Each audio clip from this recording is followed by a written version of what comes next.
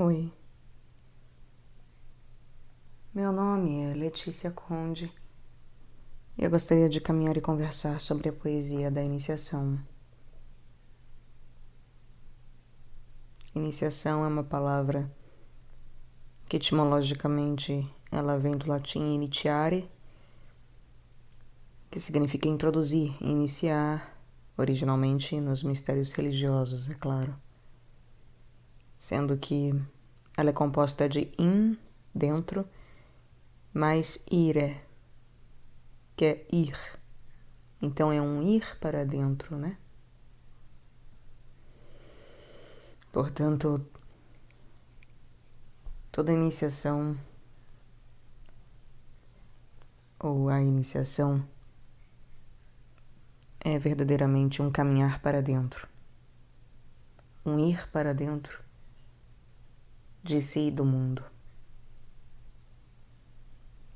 É por isso que se diz que as iniciações, por exemplo, as 9 iniciações que dizem respeito à Rosa Cruz, são um adentrar as camadas da terra até chegar em seu núcleo.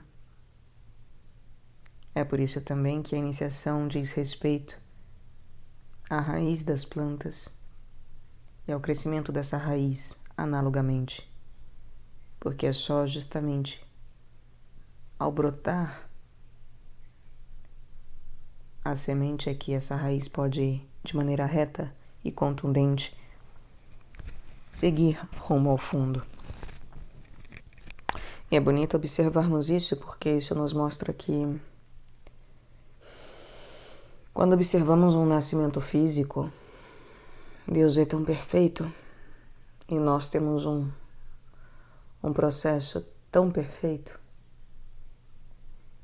que demora-se 9 meses para nascer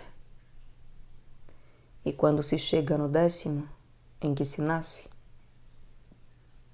só se entra no reino celeste se nos fizermos novamente como crianças. E, portanto, a caminhada é de retorno do 9 ao 0.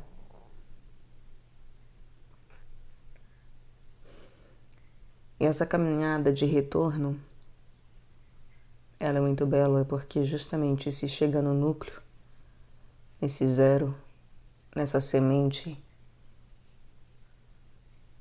muito antes de ser um broto, muito antes de exprimir qualquer potencialidade de broto. E quando nós observamos a Terra, antes da queda, o que acontece é que o judaísmo, que foi citado na poesia anterior, que eu recomendo que se ouça antes dessa, a poesia da direção, então o judaísmo, que é uma das bases primordiais junto dos mitos e lendas greco-romanos, para que possamos viver plenamente o cristianismo. Então o judaísmo, como ele não é uma cultura, então ele não se encontra arquetipicamente relacionado à terra em si. E é por isso que os próprios judeus não têm terra, não conseguem estabelecer uma pátria em si, né? Tem toda uma guerra ao longo de milhares de anos. E a grande problemática que envolve isso é que a terra, num todo, o seu todo, é que é referente ao judaísmo. Antes da queda. É a antiga aliança. Enquanto nós vivemos realmente como um povo escolhido por Deus, em que todos eram iguais e viviam fundamentalmente de uma forma muito igual. E como a base é judaica, é claro que isso se dá num nível de obediência bem extremo. Tão extremo que muitas vezes fica parecendo um cercear da própria liberdade. Mas isso é uma visão após a queda. é uma visão errônea das coisas, porque não era um cercear da liberdade em si. O que acontece é que, em algum momento, passaríamos de fato para o cristianismo. Haveria um novo Adão. Mas o advento da queda faz com que sejamos, enquanto povo, desplaçados, né, expulsos e retirados da terra a que pertencíamos, né? E aí isso se encontra um paralelo, né? Isso faz com que encontremos um paralelo no judaísmo, assim como a própria terra, o fato dela ter o nosso processo das nações, o processo cultural e dos povos, e a guerra que há é que nós não sabemos, né? Nós não sabemos, nós não vemos assim, mas todos os povos, todas as nações que não são judaicas são contra, são, por assim dizer, antissemitas, porque elas se tornam, não por ódio aos judeus, né? Antissemitismo é uma palavra muito forte, mas é num sentido de que há uma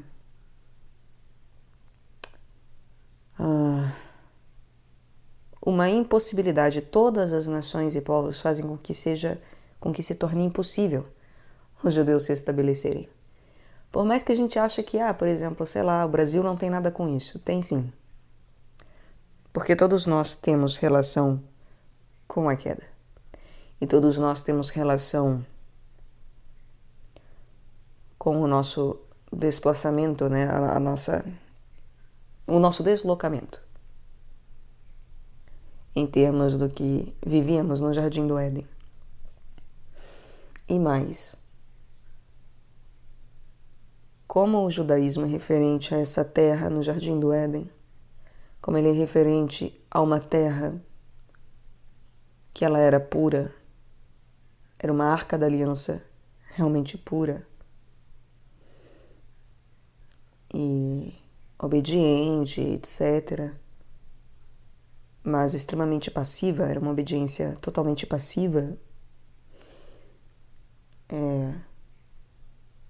o fato de surgirem as nações e os povos automaticamente faz com que seja já a manifestação do processo de queda. Então é claro que, em essência, a responsabilidade pela expulsão da própria terra é dos próprios judeus, assim como a nossa expulsão do Éden é uma responsabilidade nossa. Foi uma escolha nossa. Só que é uma escolha inconsciente, que não sabíamos o que fazíamos de fato. Não conhecíamos as consequências. E os judeus também não conheciam. E o que é os judeus não conhecerem a consequência do deslocamento deles? É eles, de fato, terem negado Cristo Jesus. Não de agora. É já de muito antes. Nós negamos Deus muito antes, enquanto povo escolhido. E isso vai criando reflexos e se cristalizando cada vez mais palpavelmente. Nós estamos no nadir da matéria, ou no zênite e plenitude dos tempos, e, portanto, as coisas se tornam palpáveis na matéria concreta e nas matérias imediatas nossas. Mas as coisas são muito para além, por isso que eu sempre chamo a atenção de que existe uma cristalização dos anjos em si, uma cristalização do éter em si, mas coisas angélicas e etéricas estão essencialmente num nível muito superior ao que a gente acessa, materialmente falando, em termos de cristalização. Ainda que a cristalização deva ser assumida. Sem ela, sem a vivência da cristalização, nós continuamos na abstração. E abstração é passividade total e continua sendo queda. Continuamos na queda, porque não voltamos ao paraíso. Então precisamos lidar com a cristalização. E por isso que eu falo, inclusive, Cristo Jesus é Deus encarnado. Se a gente não lida com a palpabilização de Deus, ele continua sendo uma abstração. E isso é só infantil da nossa parte, é imaturo, né? É imaturo da nossa parte. Mas, então, os judeus palpabilizam a nossa saída do Jardim do Éden, assim como eles são deslocados da sua terra e não vão voltar. O Messias que leva a terra e a Jerusalém novamente é verdadeiramente Jesus Cristo, que nos leva à Nova Jerusalém. E em algum momento, até pode se dar que os judeus consigam retornar à terra prometida deles, e é provável que isso vá se dar, mas então, quando eu falo que isso não vai acontecer, é no sentido assim de que é como uma tentativa de retorno ao Éden. E acreditar, ficar acreditando nas aparências, é isso que vai ser uma grande queda. É isso que vai, em efetivo, fazer com que o joio seja separado do trigo, em termos de justamente é quando acontece a manifestação do anticristo, né, como se diz. Vão acreditar que é o Messias, quando o Messias, na verdade, é Jesus Cristo, que leva a Nova Jerusalém, que está para além do que os nossos olhos conseguem ver, para além das aparências. E olhos e aparência é para além, inclusive, de corpo vital, de desejos, de pensamento. Não, é para além das matérias. Todas as matérias. É um retorno verdadeiramente ao mundo espiritual. Espiritual, não material. Mesmo que matéria sutil, tá? E é esse que é o cerne, né? É isso que é importante. O importante não é só sutilizar a nossa vivência em termos de matéria sem retorno de fato ao mundo espiritual. Precisa ser genuinamente um retorno ao mundo espiritual. E não só de uma sublimação material, porque isso pode ser uma falácia e gerar deformações várias. E acontece, gera loucura, gera problemas imensos, transtornos que a gente ainda não tem ideia, porque a gente não consegue ver os mundos superiores, o quanto é transtornado. Se o caos aqui no mundo físico denso já é grande, assim, só imaginem o que não é o mundo do pensamento, por exemplo. Pouquíssimos são os que sabem pensar. Então é extremamente caótico o mundo do pensamento, quando falamos dele de uma maneira concreta. É muito obscuro ainda. Então está para além de uma questão de matérias. Mas o fato é que os judeus cristalizam isso tudo. Então é muito importante observarmos através deles essas coisas. E assim sendo, quando nós vivíamos no Jardim do Éden, era justamente viver na antiga Jerusalém. Era algo lindo e maravilhoso, obedecíamos as regras, os mandamentos, mas é isso, não é as coisas ao mesmo tempo são muito mais complicadas do que a gente conseguia perceber. E para os judeus, inclusive, né, não tem isso de o mal. Não tem o mal, tem uma ausência do bem, então não tem o mal. E realmente para nós também não havia o mal. Para nós no Éden, a gente não conhecia o mal, porque não conhecemos o bem e o mal. Então, inclusive quando eu falo que conhecer o judaísmo, nós temos que ter filtro e cautela, porque senão a gente passa a acreditar em coisas judaicas. E aí nós voltamos à infância de uma maneira deformada, né? A gente volta à infância em forma de idiotia, de retardo mental, psicológico, e aí há que se tomar cuidado, né? Isso é algo grave. Pode gerar muita confusão mental mesmo. Então não é que o mal não exista, o mal existe. É um fato. É um fato. E ele deve ser nomeado. E é por isso que o catolicismo nomeia o mal. Porque ele tem que ser nomeado para que possa ser expulso. Os judeus não acreditam em nada disso. Porque nós, no Éden, também. Se alguém contasse que o mal existe, a gente não ia conseguir conceber aquilo. Não conseguiríamos. Não tínhamos capacidade. É o mesmo que falar para uma criança, justamente se a gente fala para uma criança que o mal existe, ela não apreende o que é o mal de fato. E aí histórias vão sendo contadas como contos de fadas, para que a malícia vá sendo despertada, a prudência e as coisas das cobras e serpentes seja despertada sem que se leve uma picada. Entende? E sem que viremos um bando de víboras picando uns aos outros.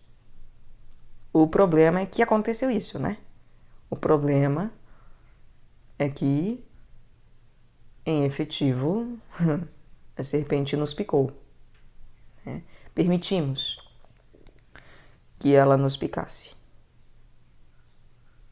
Porque comermos do fruto, né, nos deixarmos levar pela lábia da serpente é isso. É a picada da serpente. É a sua boca. E tudo bem. Caímos, conhecemos. Deus já sabia, né? Deus é onisciente. E perfeito e maravilhoso, né? E é claro que o mal é sempre ignorância. É sempre pura ignorância e, portanto, Deus não ignora nada, nem mesmo o próprio mal. Conhecendo o coração de suas criaturas, Ele sabe muito bem de cada uma. E, portanto, as coisas estão planejadas desde os tempos primordiais, de antes da manifestação de todas as coisas, e todas as criaturas, e todas, né? Não porque Deus tenha planejado o mal, mas porque sabe o que significa criar, sabe o que é liberdade. Ele é onisciente, ele conhece todas as coisas e sabe da consequência de manifestação de todas as coisas, da estruturação e pessoalização de todas as coisas. É simplesmente uma questão de ter maturidade. Um pai, quando vai ter um filho, planeja ter um filho, ele sabe que há consequências e que há a possibilidade de nascer um filho X ou Y, etc. E é claro, nós não conhecemos o coração do nosso filho porque desde sempre, desde antes, porque nós somos cegos, né, espiritualmente falando. Mas pais verdadeiros, né, pessoas que conseguem colocar isso minimamente em prática, conhece o coração dos filhos. Conhece. Sabe muito bem a diferença entre um filho e outro, etc. Conhece o filho que fez. E não o pariu e o fez para que fosse mal ou bom, inclusive, mas para que ele tivesse livre expressão. É acima de tudo pela vida em si, não é nem pelo próprio bem e pelo próprio mal. Por isso que a árvore da vida é acima da árvore do bem e do mal. Mas anda em comunhão com ela, né? Ambas as árvores em comunhão. Então, quando se fala do bem e do mal para um judeu, é claro que isso não vai fazer sentido. É claro que ele não conhece a nomeação do mal. E voltarmos para um judaísmo em termos de crença é voltar em termos de idiotia, de voltar a ter uma mentalidade, sendo já adulto, ou até adolescente que seja, mas voltarmos a ser crianças da maneira errada. Porque é só uma idiotia, é um retardo, é um atraso. Não que os judeus sejam atrasados, vejam bem. Não que as pessoas judias sejam atrasadas. Elas estão no tempo delas. Eu digo, por exemplo, no patamar hoje de estudo que temos aqui, de caminhada, de coisas que me são dadas, vividas, se eu passo por um judaísmo, é uma queda, é uma deformação grotesca, grotesquíssima. Não tem como, não tem como. É de uma, enfim, insanidade completa, interna, porque com certeza eu não estou sã, tá? Se algum dia eu me converter ao judaísmo, interna. Se eu converter, aliás, a qualquer coisa, me voltar a qualquer coisa que não Cristo, me interna porque eu estou insana. Por favor, né? Interfiram, porque eu realmente vou precisar de ajuda. Agora, é claro que o judaísmo é necessário enquanto justamente estudo, conhecimento, enquanto existência, cristalização das coisas, porque a cristalização é justamente a primeira forma de apreensão, né? O fruto na minha frente, a comida na minha frente, é a primeira forma de apreensão palpável daquilo, para que não fique só em abstração. Porque a própria abstração, para ela ser assimilada, eu preciso do palpável. Porque senão ela é verdadeira, a abstração é verdadeira, só que ela não é completa, não é total, não é plena. Por isso que Cristo Jesus encarnou para que todos tenham vida em plenitude. Porque a vida em plenitude não estava manifestada, nem no Jardim do Éden. Sendo que esse deslocamento da terra do jardim maravilhoso, né? Ela se dá então em cristalização com os judeus. E por isso que eu sempre falo, não é voltar para o jardim do Éden, né? Não é voltar para a antiga Jerusalém. Fazer isso é pecar contra Cristo, é justamente o anticristo. É você caminhar para trás. É involução espiritual feia. Nem evoluiu porque caiu na matéria. Esse tipo de involução não é a involução verdadeira. Evoluir é realmente chegar num determinado estágio de evolução e, por vontade própria, realmente haver uma negação que leva justamente a coisas bestiais. E que impossibilitam em efetivo a manifestação de Deus. Nos afastam de Deus de uma maneira realmente inenarrável.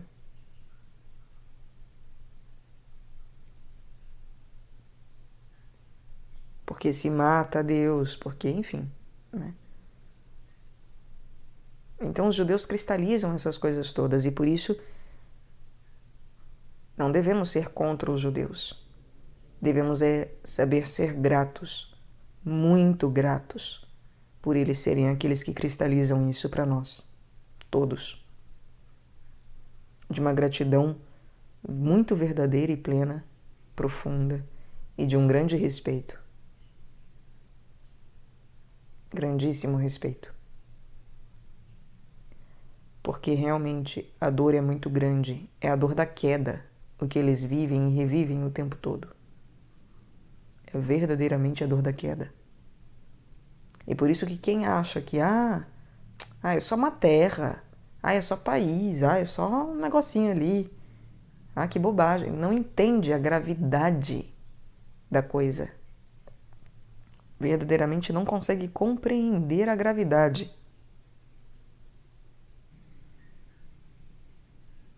Então, a terra anterior às nações e aos povos, anterior às fronteiras, anterior à nossa noção de separação, ela era realmente de base judaica, no sentido de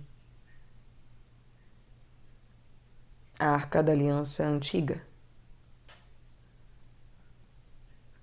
que era perfeita em si mesma enquanto escolhida, enquanto guardando e resguardando os tesouros, etc.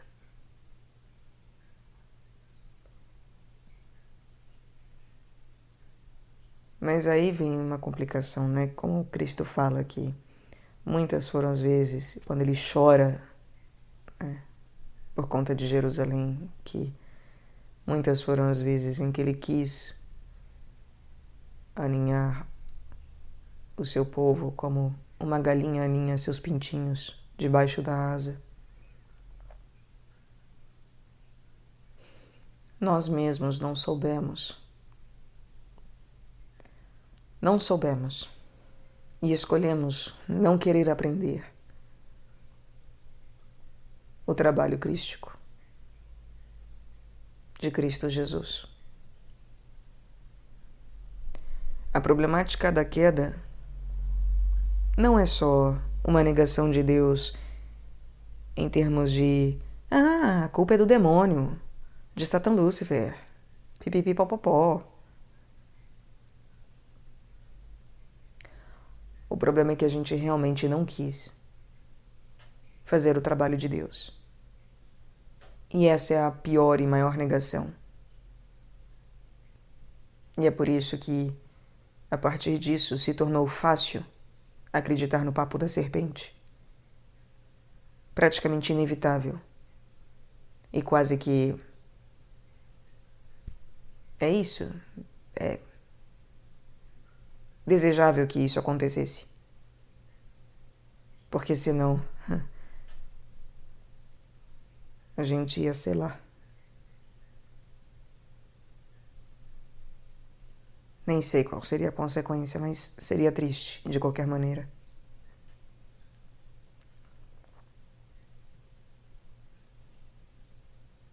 Nós temos uma responsabilidade imensa em relação à manifestação da própria queda e da própria tentação do mal. Porque efetivamente Deus quis ensinar pra gente as coisas. E nós não quisemos. Assim como Cristo Jesus se manifesta aos judeus e eles o negam. Não querem. Não aceitam. A partir da hora que somos expulsos e a partir da hora que as nações, os povos se manifestam, as raças, etc. E a partir da hora que há vários países e há uma configuração atual do planeta como está, né? E essa noção realmente de pátria que temos. Porque, por mais que se fale de antigamente, né, o valor da terra e tal, mas não tinha noção de pátria. Um indígena, antigamente, hoje é outra história, mas antigamente todos eram indígenas, né? Porque antes de sermos urbanizados, ou mercantis, ou feudalistas, muito antes de tudo isso, quando todos vivíamos da terra de tal forma indígena, de ser bem caricata, não tínhamos noção de pátria. Até porque tudo começou com o nomadismo, né? Éramos nômades. E aí veio o sedentarismo aos poucos, né? O estabelecimento em um lugar. Então o desenvolvimento dessa noção de pátria, de nacionalidade, né? De nação, país, cidade, bairro, essa noção da separação foi se dando aos poucos. E quanto mais isso foi se densificando e cristalizando, mais os judeus foram sendo, né, perdendo espaço, perdendo a sua terra. E mais fomos nos distanciando do jardim do Éden, portanto, e das coisas celestes também. Acontece que Cristo Jesus é aquele que supera tudo isso.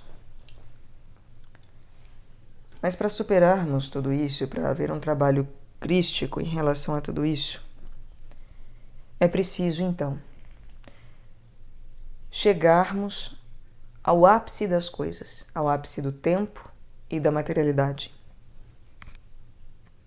Porque é uma questão de maturidade mesmo. É como um bebê. Um bebê, esses tempos eu ouvia uma pessoa muito amada falando que um bebê, ele, aos 6 meses, ele está pronto para nascer, teoricamente. E mesmo na prática, né? Ele é prematuro, mas ele já está inteiramente formado e tem condições de sobreviver, né? de resistir e permanecer em vida. Mas sabemos que o ideal são 9 meses, porque é um tempo de maturação apropriado, de uma confirmação, de uma afirmação da vida, para que ela venha e tenha condições de realmente atingir a perfeição enquanto corpo, que é chegar no 10. A representação numérica do 0 ao 10 é justamente dessa perfeição. Então, por isso que depois do 9º mês o bebê nasce, porque é a completude do processo para nascer um corpo perfeito. Não perfeito em aparência, já sabemos. Ainda que se passe por isso também. Em termos de iniciação, se passa por essa necessidade também de nascer num corpo que é fisicamente perfeito, bem dotado, etc. Mas isso não é nem de longe, nem de perto o resumo, o final, ou a meta da coisa, né? É só uma pequeníssima etapa, uma pequeníssima fração. Mas, de toda forma, é justamente ao atingir o 10, ao chegar no 10º mês que o bebê nasce. Ele nasce para o 10, né? No 9º mês o bebê é parido porque ele se depara com o 10. E se depara com o 10 como? Na sua palpabilidade. Por isso que o corpo físico ele é perfeito. É a joia mais perfeita que temos. E devemos cuidar, assim, de uma maneira realmente como se fosse um cristal que pode quebrar a qualquer momento. Deveríamos ter um zelo pelo nosso corpo físico que é imenso, enorme mesmo. Deveríamos, né? E por isso deveríamos buscar uma vida cada vez mais limpa, em todos os sentidos. Não de um higienismo doentio, é claro, mas limpa. Graças a Deus o Brasil é um país higienista, né? O mais higienista do mundo, o que gera justamente um problema, mas, enfim, é maravilhoso. Há a possibilidade de se observar esse tipo de coisa acontecendo concretamente. Lembrando mais uma vez que não quer dizer, né, em termos das aparências, mas, enfim, muitas vezes o que acontece, e inclusive aqui o que acontece é nascemos em corpos perfeitos e não nos damos conta. A gente nasce, mas não consegue enxergar o 10, é meio que isso, não consegue enxergar a si mesmo. Mas está sendo preparado para isso. Há todo um processo justamente de parto, e por isso que dói, mas de parto para isso. Porque o que acontece? Quando nascemos para o mundo, de frente ao 10, né? Quando olhamos no espelho e vemos o número 10, e entendemos que este é o corpo perfeito, esse é o ápice, o espírito está pronto, vamos lá? É agora? O que acontece é que nós fazemos o retorno. um retorno que não é para dentro do útero, justamente da mãe, mas é um retorno ao zero. Esse retorno ao zero, que se vai passando pelas 9 camadas novamente, são as 9 iniciações menores. É referente à Terra, a conhecimentos diversos que são análogos a isso. Então nós chegamos no 10 para daí voltar.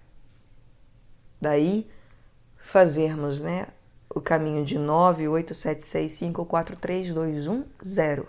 Chega-se na semente. Chega-se no plano, no planejar de todas as coisas. E na latência, potência e vontade de todas as coisas.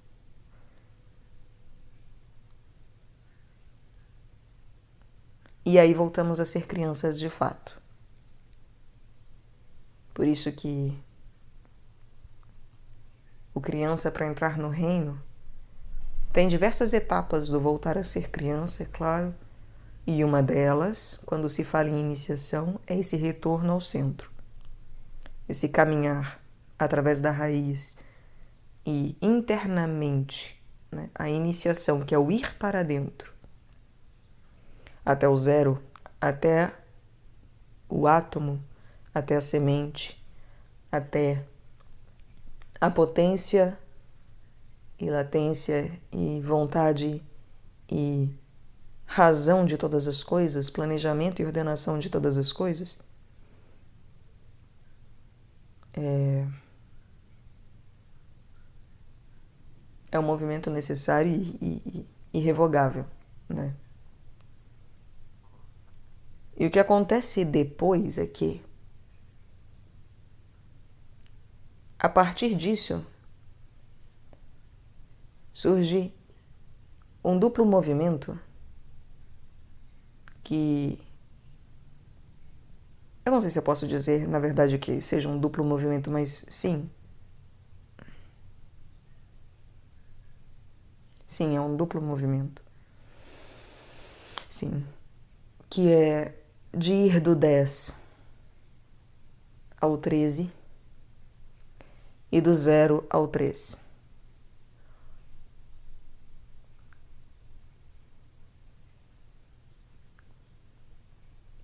O que significa que na matéria não é necessariamente aparência, não é a aparência decaída. A aparência decaída, ela já é vencida, né? Ela vai ser vencida e, enfim, ela não tem relação imediatamente com uma aparência mentirosa, mas em termos daquilo que é literal, do que está na literatura da vida, do livro da vida, e que se cristaliza, se vive do 10 ao 13, enquanto espiritualmente se vive do 0 ao 3. E o que esse movimento mostra é que quando eu vou do 0 ao 3,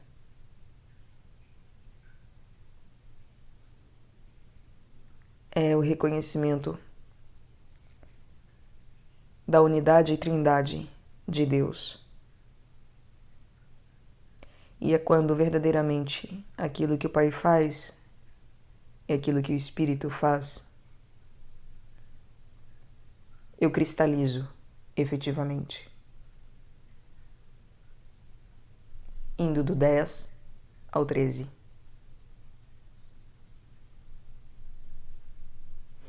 Então é um processo concomitante. E que é muito difícil de ser alcançado justamente por isso. Porque é um duplo movimento. E lidar com um movimento só já é muita coisa. Lidar com 3 movimentos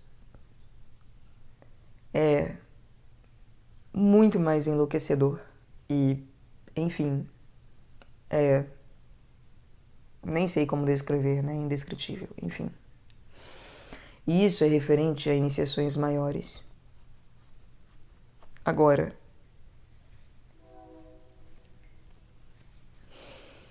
é muito belo observar que, é claro, 1, 2, movimento duplo, né? Um movimento de retorno, um movimento duplo de caminhada. E é claro que a manifestação de todos esses movimentos, o lidar com 3 movimentos ao mesmo tempo,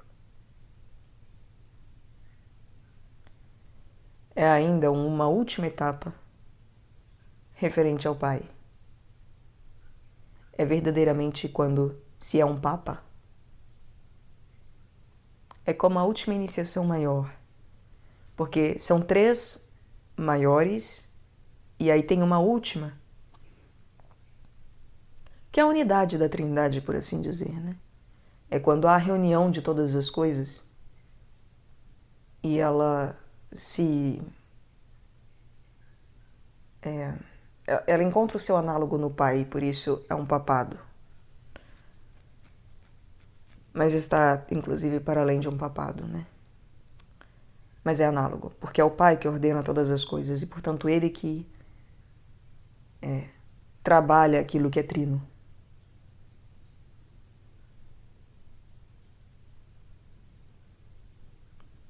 É o si mesmo que, trabalhando a si, trabalha as suas ações, as suas ligações, as suas relações, o seu verbo e, consequentemente, a cristalização das coisas todas. Espírito Santo. Quando essas 3 instâncias são retificadas e acontecem concomitantemente, aí é a própria unidade, que é a última iniciação maior. Quando nos tornamos capazes de trabalhar isso não só em nós, mas também nos outros, a ajudar nesse processo todo, não só em relação a nós, porque ele nunca acaba. Ele nunca acaba. Não tem um cheguei. Nunca acaba. O mistério é eterno. Isso é algo que nós temos muita dificuldade em compreender, que Deus é um mistério eterno. E que a evolução é um mistério eterno. O trabalho é um mistério eterno, a oração é um mistério eterno, a contemplação é um mistério eterno. As ações e acontecimentos, seja na matéria que for, é um mistério eterno. Graças a Deus. Mas mistérios esses que vão sendo revelados. Porque nada do que está oculto não será trazido à luz. Portanto, clarificado. Mas é por isso que somos imagem e semelhança, não idênticos. Semelhança porque conheceremos a luz, mas não a onipotência em si mesma. Onisciência em si mesma. Né? Como se pudéssemos abarcar no lugar de Deus as coisas. Só Deus é Deus. E a nossa compreensão disso, ela se torna possível através justamente dos pais e filhos. Por isso que família é um negócio preciosíssimo, né? As nossas relações são preciosíssimas e por isso que tê-las bem estruturadas é muito importante, porque facilita o aprendizado. Facilita. Então, um pai, ele sabe que o filho é feito para superá-lo e ele deseja isso, inclusive. Que o filho seja maior e faça coisas maiores do que o pai fez. Um irmão também deseja isso, um irmão mais velho. Eu sou a irmã mais velha do meu irmão. E Deus sabe que fui eu que nomeei o meu irmão quando eu tinha 2 anos de idade. A minha mãe queria dar outro nome para ele.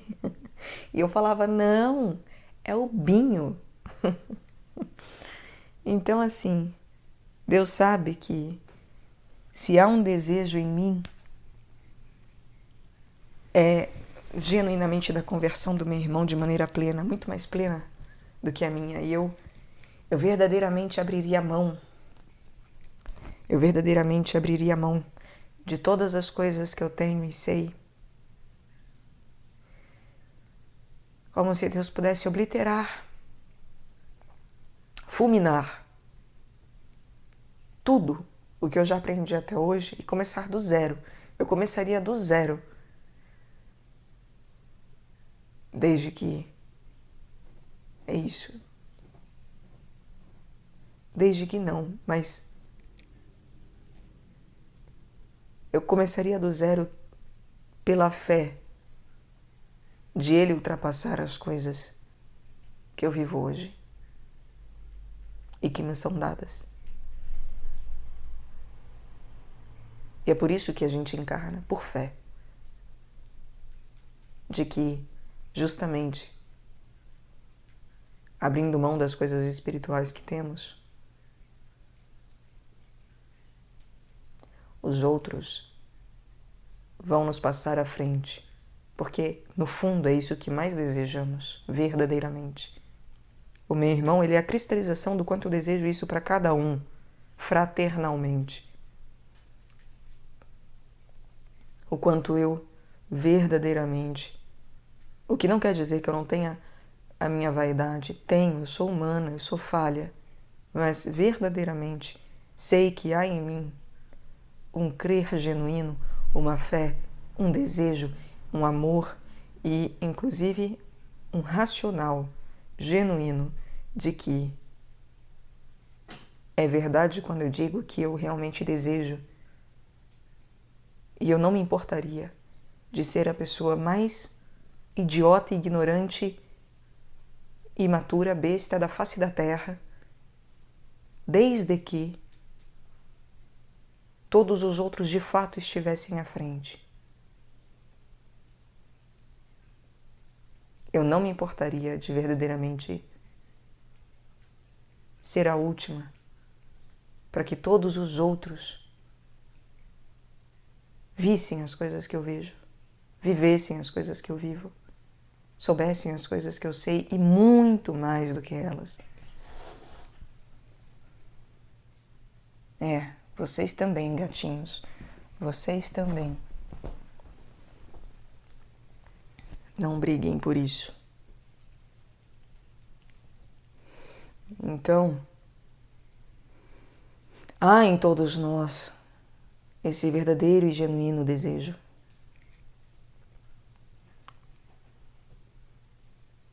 Agora, nem todos nós sabemos expressá-lo e muitos deformam-o. Porque a gente pode, inclusive, mal interpretar Satã Lúcifer achando assim, que foi alguém que foi um ser que justamente abriu mão de toda a sua luz para que nós ganhássemos luz. Nós fôssemos dotados de discernimento, conhecimento. E não é assim. E enquanto não soubermos reconhecer que todo o outro que surge na minha 7ª casa em Libra é meu inimigo e, portanto, tudo é meu inimigo, eu não vou conseguir ir para o deserto e viver solitário. É só depois de reconhecer que realmente tudo é meu inimigo, não por vitimismo, não por ideologia, não por vaidade. Eu vou ser iniciado, então agora tudo é meu inimigo. Psiquismo racional isso. É psiquismo, é puro psiquismo racional. É sofisma. Mentira que se conta para si mesmo. Mas sim, em meu coração, verdadeiramente, eu sei reconhecer que todas as coisas são meus inimigos. São. Tudo é meu inimigo. Tudo. Todas as minhas relações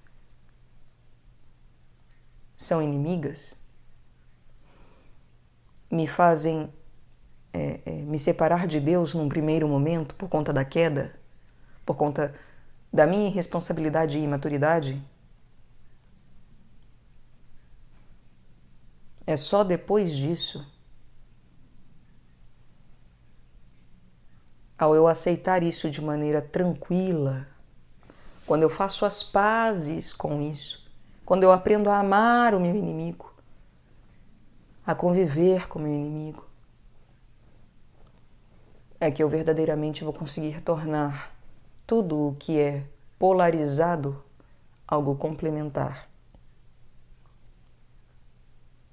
As coisas fraternas não acontecem simplesmente por psiquismo racional ou emocional de somos todos irmãos e vamos parar de achar que somos inimigos.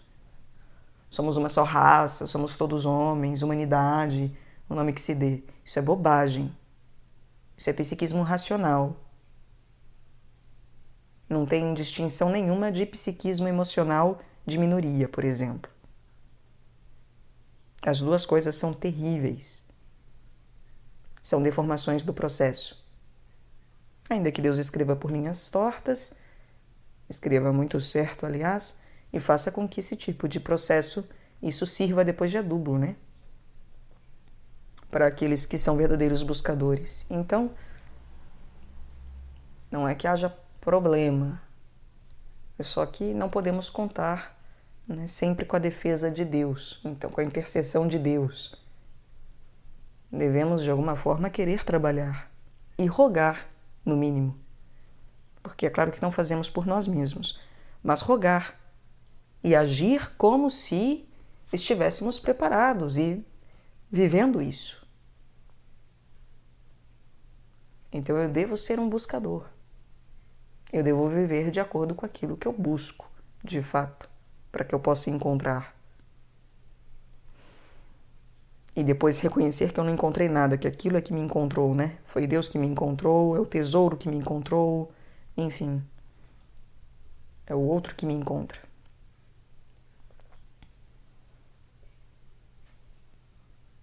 Então, quando um pai tem um filho, ele quer que o filho o supere.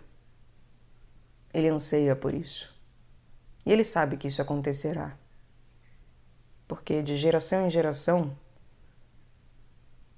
arquetipicamente, não é necessariamente o que acontece em aparência, mas arquetipicamente é para que haja um avanço. É para que haja verdadeiramente um lapidar das coisas, da própria manifestação e evolução e do trabalho de criação e de manejo da matéria, do espírito, etc. Então um pai anseia ardentemente que seu filho verdadeiramente seja maior do que ele, assim como um irmão também anseia isso. Por isso eu falava do meu irmão, né? De que eu verdadeiramente anseio que todos se tornem muito melhor do que eu. Porque, aliás, é horrível viver certas coisas sem ter verdadeiramente, muitas vezes, com quem compartilhar de maneira palpável. Ainda que isso também seja, muitas vezes, vaidade nossa e minha, em termos de nós é que aprendemos, temos que aprender a ver que justamente, né, é o outro que me mostra o que ele necessita e norteia as coisas.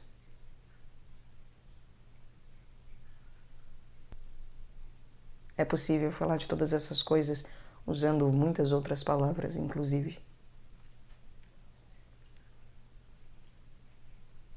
E pode ser que, na verdade, eu fique, querendo encontrar alguém com quem conversar essas coisas todas nesse nível, e por isso que eu gravo essas coisas aqui também, porque eu gostaria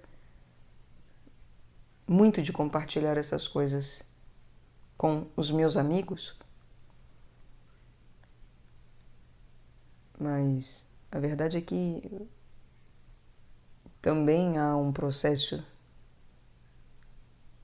em que a gente reconhece que fazer a vontade do Pai não é falar justamente, não é falar a língua que a gente sabe, mas sim aquela que o outro está aprendendo e que o outro sabe.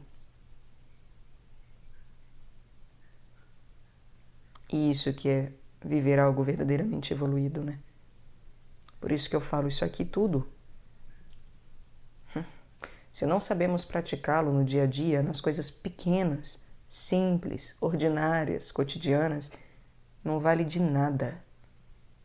Nada. É falácia. É como ser um grande teórico que não pratica absolutamente nada. Porque a prática não é através da grandiosidade, mas da servidão, da escravidão. E é um privilégio ser escravo. É um privilégio, apesar de hoje em dia, por conta da bestialidade do mundo, essas coisas estarem, não serem tão repudiadas.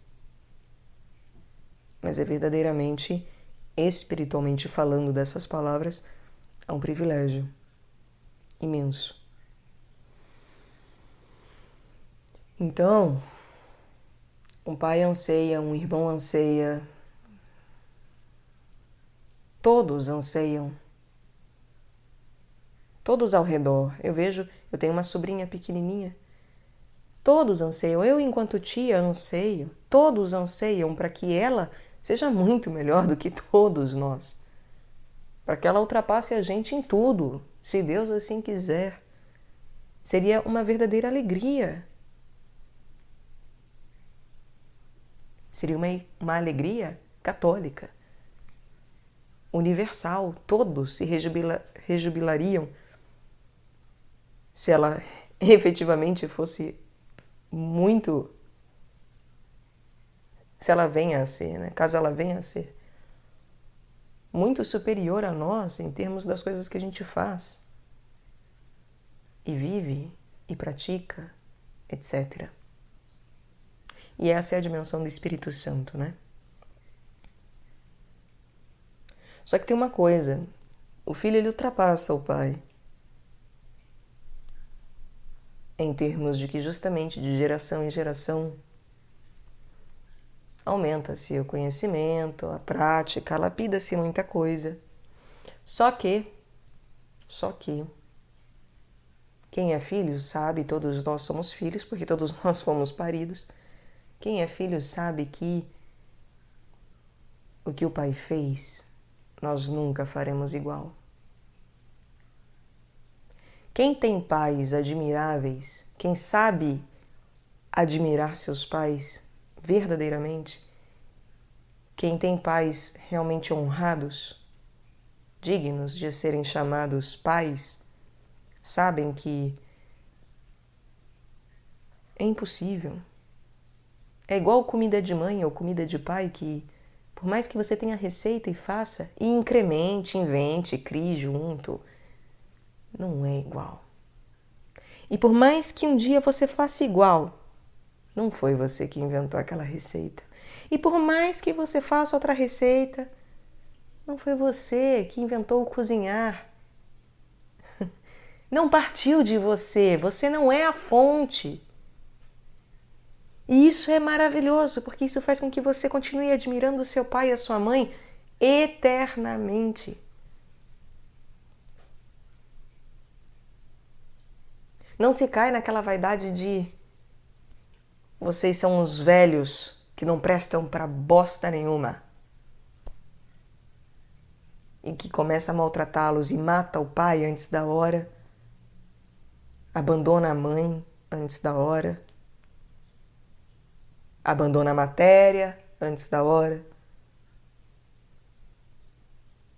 e se acha o evoluidinho espiritual com decisões espirituais que deixa Deus para trás, que faz Deus correr atrás dele.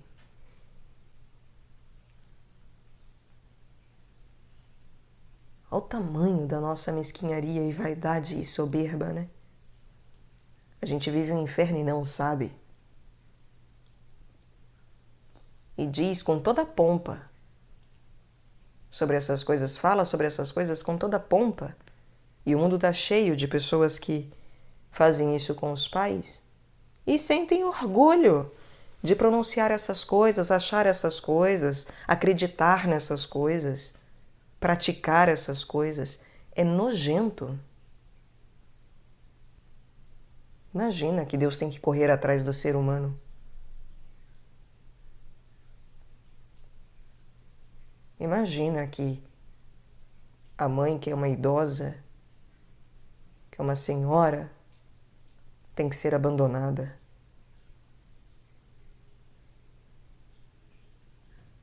Tem que ser desprezada. É igual a mulher quando envelhece, o homem despreza, né? Não serve para mais nada. Vamos abandoná-la.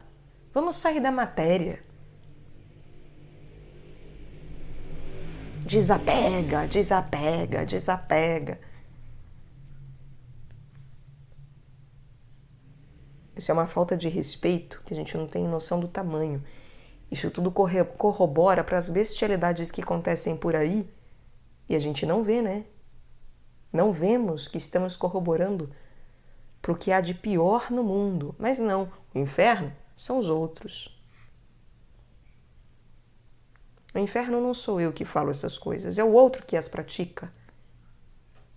Porque eu querer sair da matéria é algo espiritual e não consegue ver que aquilo que é pronunciado e pensado e materializado nas camadas superiores, sutis, ganham concretude em pessoas inconscientes e que nós temos responsabilidade, que toda vez que a gente acha que tem que Deus tem que abandonar essa coisa de Deus. Imagina. Obediência a Deus? Imagina, não. Eu sei mais do que Deus. Ele inclusive falou que ia fazer coisas maiores. Ele que se vire.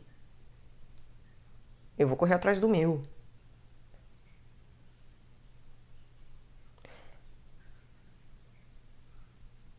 E aí a gente vê aí quantos pais. Não são só os pais que abandonam os filhos. Está cheio de filho que abandona pai. Bate no pai. Maltrata o pai. Depois que chega na idade de um ancião, né? Vamos sair da matéria. Que a matéria é prisão. Matéria? Que horror. Matéria.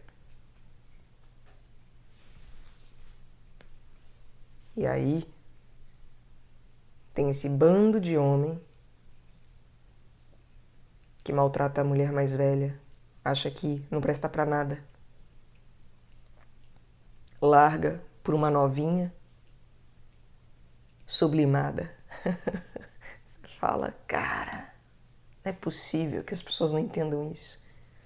Que pensar as coisas espirituais de maneira deformada é você se tornar responsável pelas pessoas que praticam isso de maneira cristalizada. E acho que o purgatório de alguém que acredita nessas ideias vai ser menor do que o purgatório de alguém que de fato praticou essas coisas em ação? Pois eu digo que não. Porque quando nós adquirimos capacidade justamente espiritual de enxergar até onde os nossos pensamentos, palavras, atos e omissões vão, dói. Dói. E dói. Dói. Dói de uma maneira que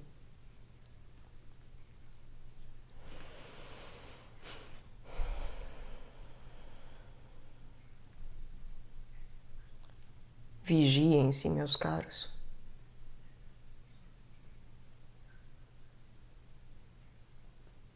A tudo dai graças. Roguem por justiça, sim. Temos que saber reconhecer o que é joio, sim. Mas sem ser hipócrita. Não adianta apontar a injustiça do mundo sendo injusto nos mundos superiores. Não adianta apontar ações práticas deformadas se toda a minha concepção pensamental é deformada. E por isso que vigiar os pensamentos é um passo básico, básico, para quem realmente busca Cristo. Cristo, né? Cristo Jesus.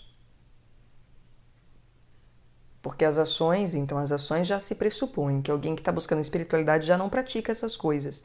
Não abandona a mulher, não separa, não troca por outra, não abandona os pais, a família,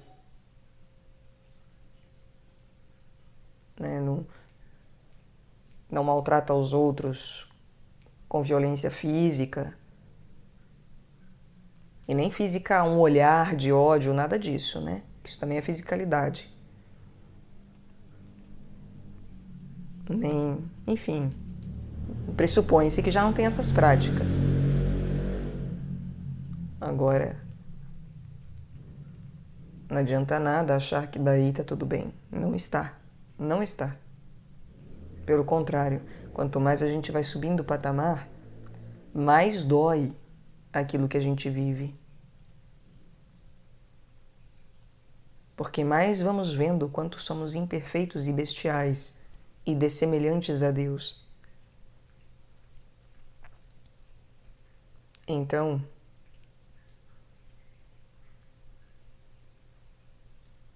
se um filho é um bom filho, ele sabe que jamais, por mais que o pai fale que ele é genial, que ele é sensacional, que ele é o melhor filho do mundo, que ele fez algo que o pai jamais seria capaz, o filho sabe que sem aqueles pais, ele não é nada. E que ele não começou nada. Ele não cria nada. Ele nem ajuda o próprio pai. Por quê? Porque no fundo o pai fez tudo sozinho.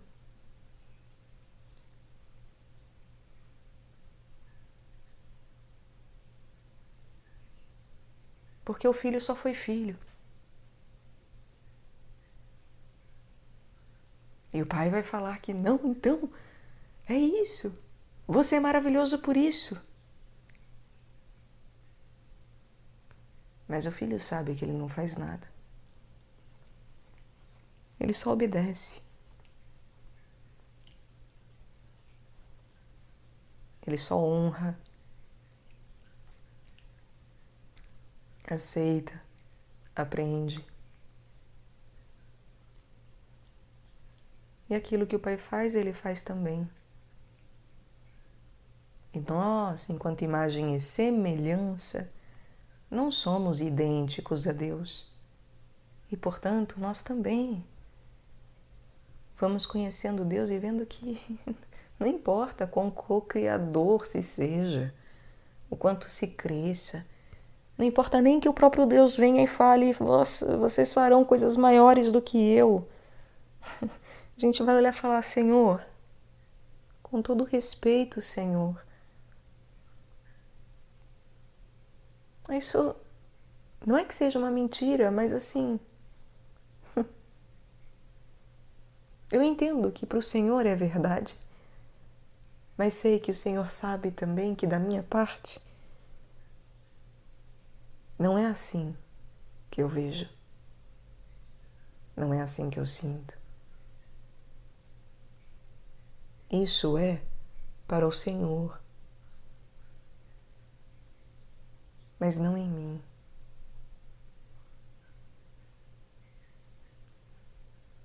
Em mim, Senhor,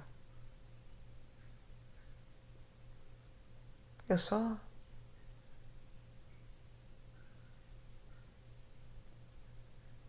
faço o que faço porque o Senhor fez primeiro. Eu só faço o que faço porque não é por mim mesmo.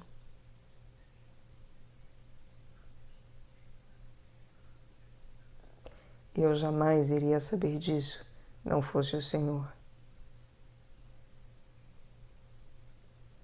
E isso é a essência.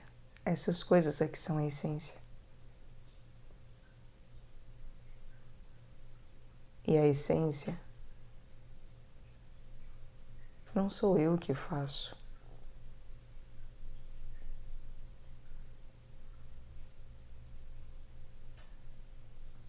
A essência da essência é sempre o Senhor, é sempre Deus. É sempre o Pai, o Filho, o Espírito Santo.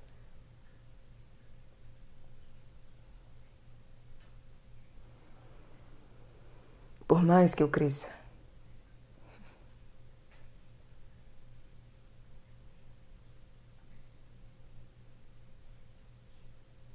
a minha semelhança jamais será idêntica.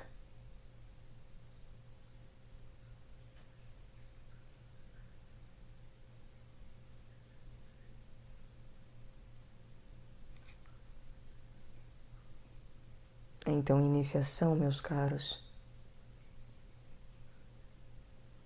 é quando temos capacidade de permitir que Deus nos ensine essas coisas todas, dentro e fora, porque o dentro e o fora possuem um centro. E a iniciação, a grande iniciação, não é nem quando eu vou para dentro de mim mesmo e nem para fora de mim mesmo. O ápice da iniciação é quando o ir para dentro e ir para fora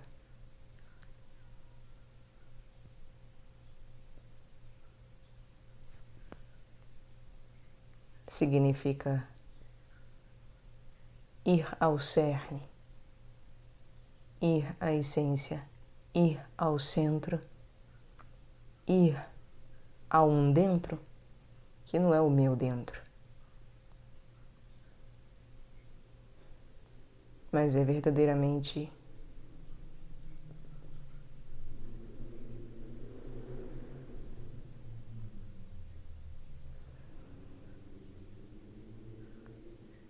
habitar Deus plenamente.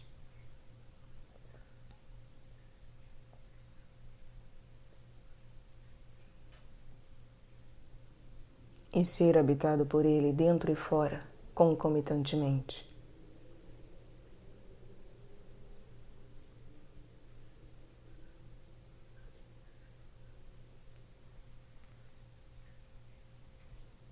Não para mim,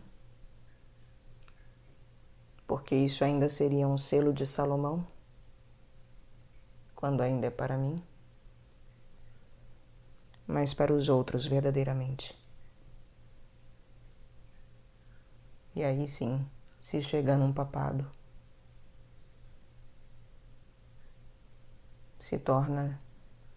torna-se um papa. E se tem efetivamente de uma atividade como pai.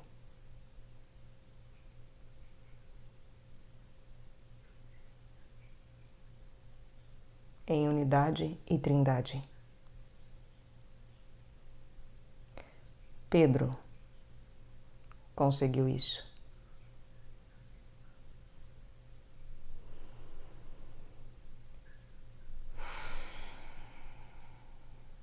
O que significa que a cristalização disso em Pedro é porque nós, enquanto petrinos, porque a humanidade, apesar, para além da corrente petrina e joanina, em suma e em essência, é uma única corrente petrina. Por isso somos a hierarquia de peixes, referente a peixes e a Pedro e a pedra, etc. A 12ª. E isso mostra que, assim como o Pai maneja todas as coisas e ordena todas as coisas, e tem todos os anjos a seu dispor.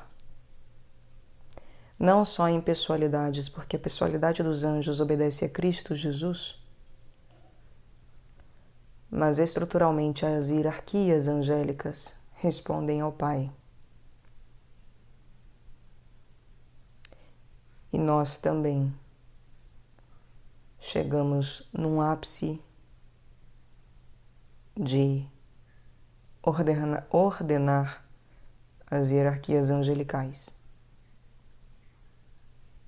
Não é da ordem a anjos, é as hierarquias.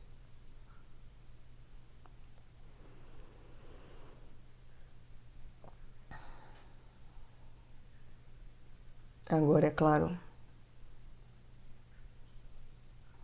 como Deus palpavelmente veio, se fez carne e demonstrou o processo na raça, da mesma maneira, é só se fazendo pó, servo de todos, escravo de todos, que verdadeiramente se chega a essa plenitude de ordenação e mandamento.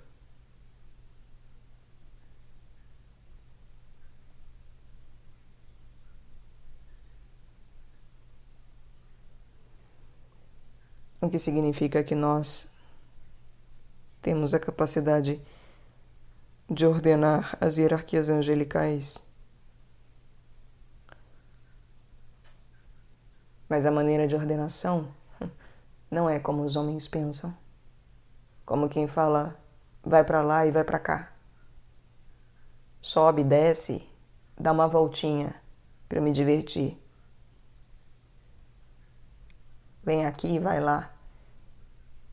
E fica, enfim, bestialmente fazendo uso dos seus poderes. Não.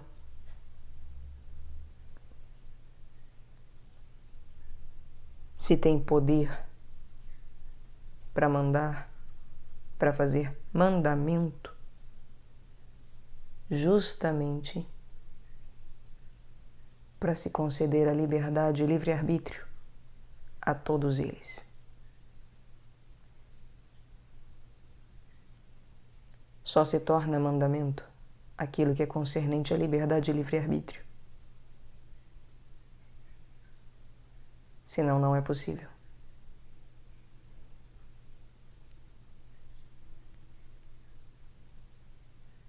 Aqueles que querem fazer dos anjos seus escravos, fazer das criaturas seus escravos, esse não entende nada do que é iniciação de fato. E creio que com tudo isso fica muito claro que iniciação não existe antes de Cristo. Se fala iniciação, até engasguei, né? Se fala iniciação egípcia, antiga, blá, blá, blá, bobagem. São sombras.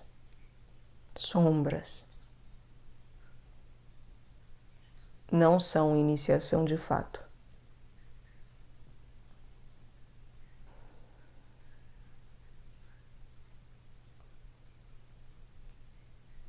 E é por isso que não se pode e não se deve buscar iniciação se não for para sofrer, para que os outros vivam o júbilo.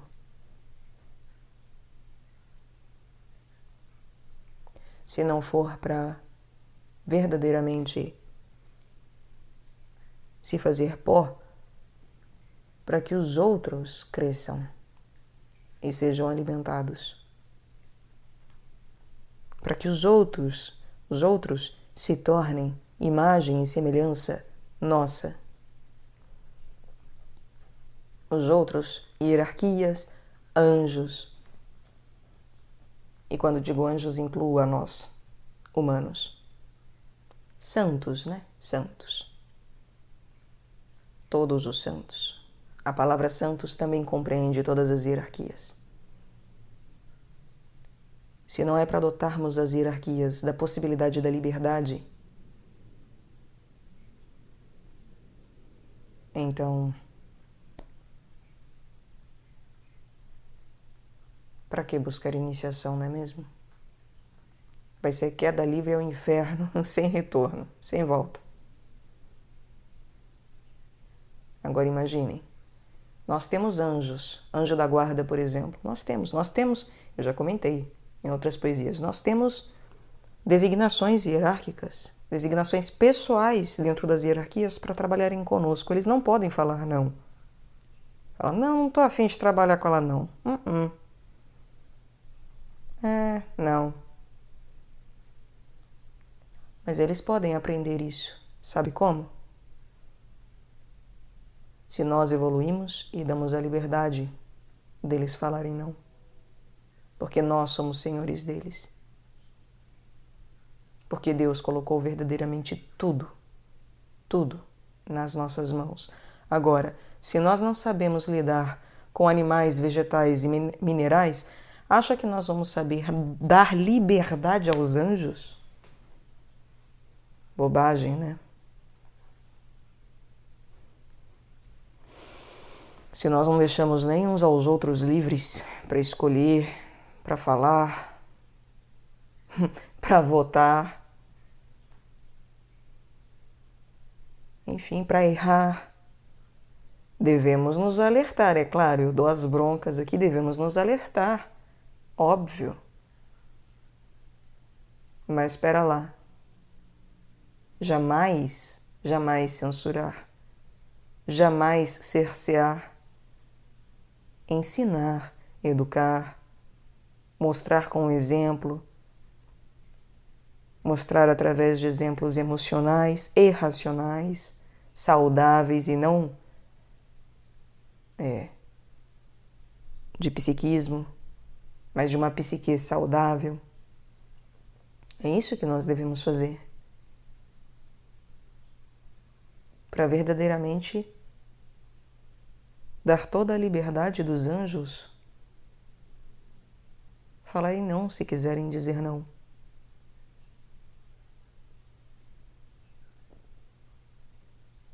E aprenderem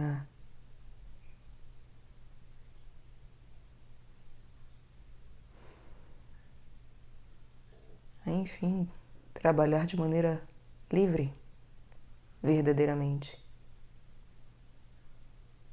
Não por uma negação como a negação da nossa queda e dos anjos que se rebelaram e se tornaram justamente a negação. Esses coitados. É isso.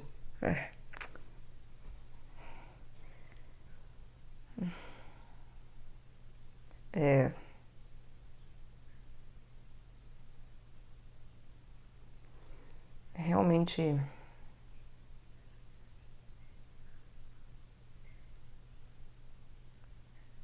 é isso, é até difícil, porque é difícil falar sobre, porque é isso, foram de uma vaidade inacreditável, porque não quiseram aceitar o fato da própria liberdade deles estar atrelada a nós, ser dada nas nossas mãos.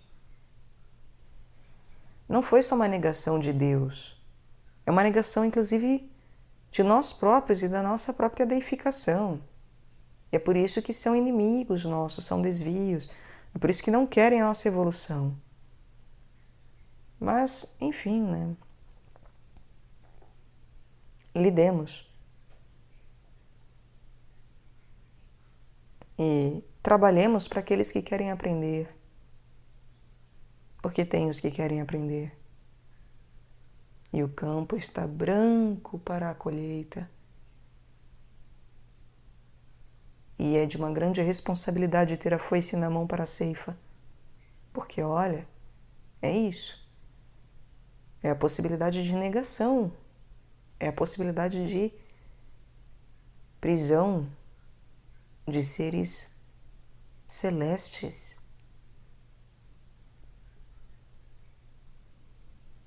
E isso vai justamente na contramão de tudo que começamos falando e observando e caminhando por entre.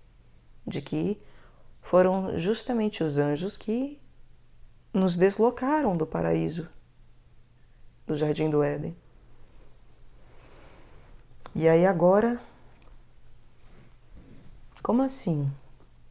Nós é que podemos falar para eles: vocês não vão mais sair daqui. Mas é isso. Esse poder nos é dado. E é claro que não é qualquer um que pode usá-lo. Mas é por isso que temos o dever de evoluir. Não é para abandonar pai e mãe, como se fosse um pedaço de velharia. Não é para abandonar matéria como se fosse uma coisa nojenta, porque passou da hora, passou da validade, sei lá eu. O que as pessoas pensam. E nem ficar preso nisso aqui também, né? Como se, enfim, ficar fazendo cirurgia e mais cirurgia em velhinhas para que fiquem parecendo novinhas. Isso também é uma aberração, convenhamos. Grande. Ficar fazendo cirurgia em velharia para parecer algo sublime é tão bobagem quanto, né? É um decaimento tão grande quanto. É uma deformação tão grande quanto. E é por isso que a melhor coisa que fazemos é aceitar as coisas como são. Porque Deus sabe o que faz. E ter fé é confiar e crer no processo do Pai. Ponto. No plano do Pai. Confiar e crer que iremos nos tornar seres completamente livres, libertos, de plena consciência, por vontade do Pai, e não nossa. Assim como Ele coloca nas nossas mãos a possibilidade disso, de nós aprendermos a nos tornarmos imagem e semelhança dEle através dos próprios anjos.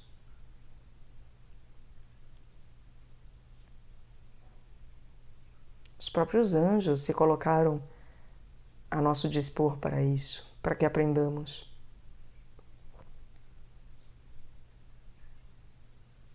Então, devemos ter muita compaixão em relação a tudo isso.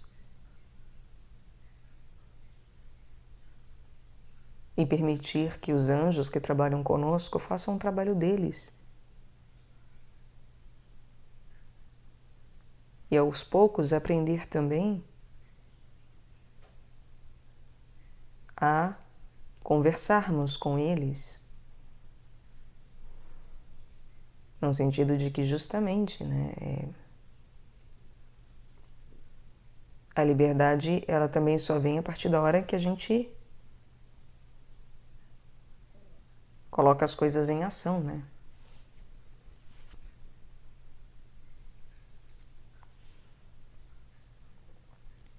A partir da hora que a gente pratica. Se eu ignoro o meu anjo, os meus seres angélicos, se eu fico ignorando-os, então quer dizer, isso é terrível, é terrível. É torná-los inúteis.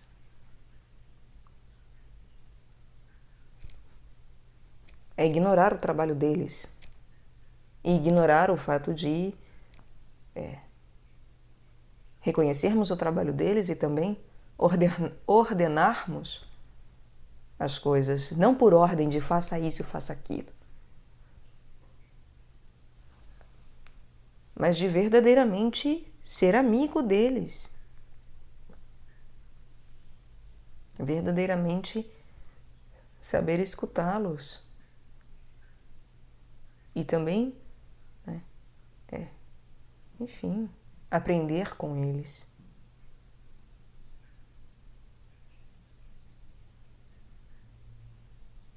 Pedir ajuda a eles, etc. Como pedimos para os amigos, né? É o mesmo princípio, é tão básico.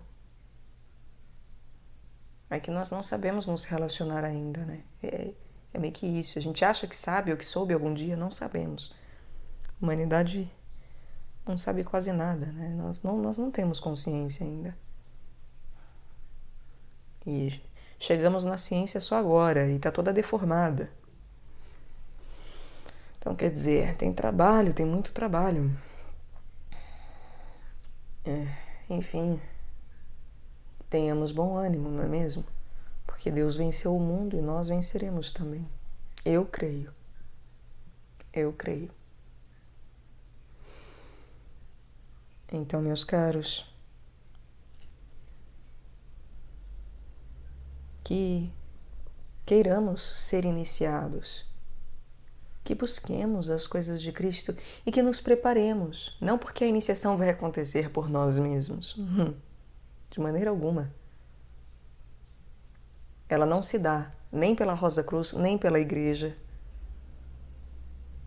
mas só por Deus, porque não são os homens, não são os anjos que iniciam ninguém, é só Deus que inicia. Ele mesmo, pessoalmente, é Deus quem inicia as pessoas, os seres. Porque Ele é o início e o fim, e o caminho. Portanto, só Ele é o mestre, só Ele guia. Nós acompanhamos uns aos outros também. Nos encontramos pelo caminho, mas é só Deus. Iniciação é só Deus. É Deus que nos ensina pessoalmente o trabalho a ser feito, as coisas a serem realizadas, etc. Como fazer. Não são criaturas.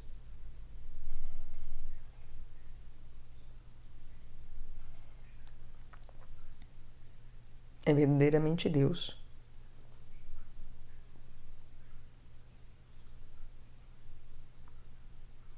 E por isso que iniciação é irmos não para dentro de si mesmo, mas para dentro de Deus.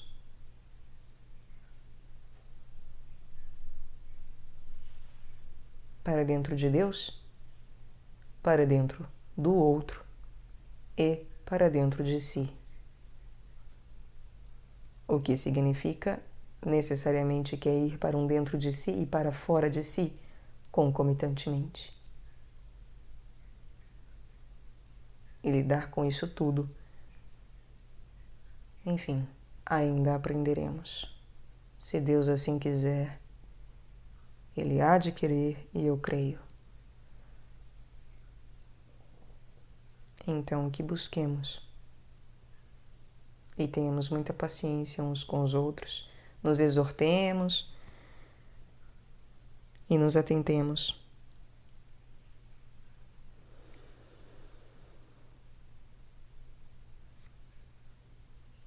Que a paz de Deus seja convosco e que Ele vos converta, vos guie e vos guarde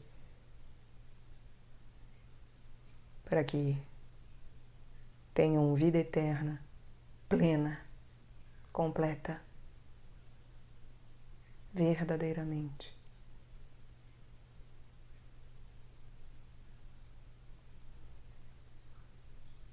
Amém.